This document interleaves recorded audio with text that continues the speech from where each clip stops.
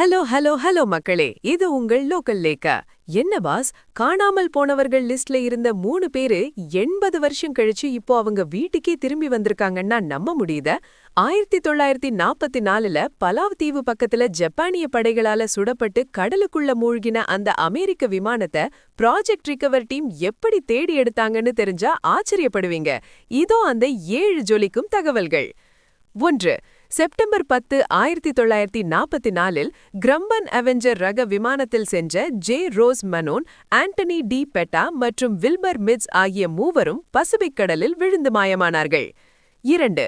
பல தசாப்தங்களாக தேடப்பட்டு வந்த இந்த விமானத்தை 2015இல் அதிநவீன அண்டர் வாட்டர் ட்ரோன்கள் மூலம் கடலடியில் கண்டுபிடித்தனர். 3.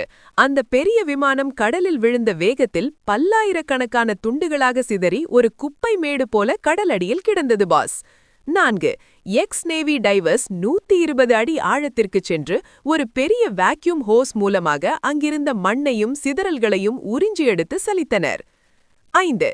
இந்த தேடுதலில் விமானத்தின் கண்ட்ரோல் ஸ்டிக் மற்றும் விமானி ஜே மனோன் அமர்ந்திருந்த இருக்கையின் இரும்பு தகடு துளைக்கப்பட்ட நிலையில் கண்டுபிடிக்கப்பட்டது.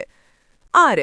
அங்கிருந்து மீட்கப்பட்ட எலும்பு தொண்டுகளை DNA டெஸ்டிங் மூலம் ஹவாயில் உள்ள அதிநவீன லேபுக்கு அனுப்பி அந்த மூவருடையதுதான் என உறுதிப்படுத்தினர். 7.